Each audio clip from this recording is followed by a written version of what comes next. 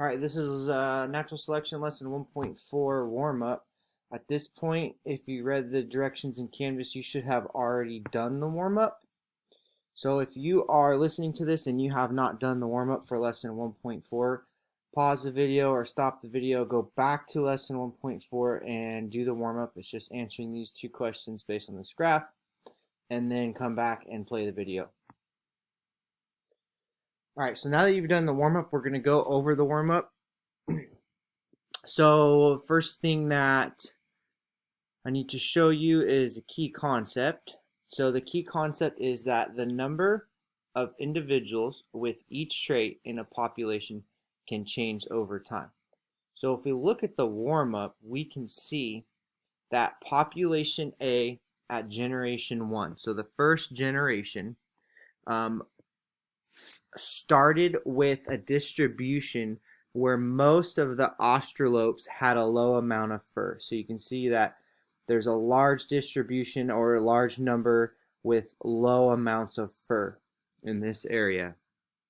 There are also 7 different fur traits in the population. You can see there's a distribution on 1, 2, 3, 4, 5, 6, and 7. So there's 7 total traits. This means that it has a high variation.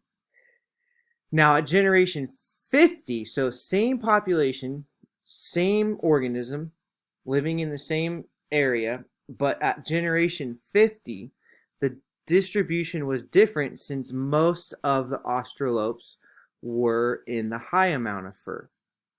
So you can see that there's 1, 2, 3, 4 fur traits at generation 50.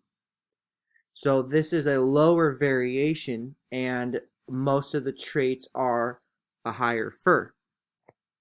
So the question is, why did the distribution change from population A at generation 1 to population A at generation 50? Why did we see the variation and distribution of the fur traits change? So it was mostly with traits with low fur to traits with medium to high fur. So why did this happen? And that is our investigation question for this lesson. So what makes the distribution of traits in a population change? Why did this happen? What makes this happen? So in the next activity, you're going to use this sim to begin thinking about what made the distribution of fur traits in the Australope population change over time.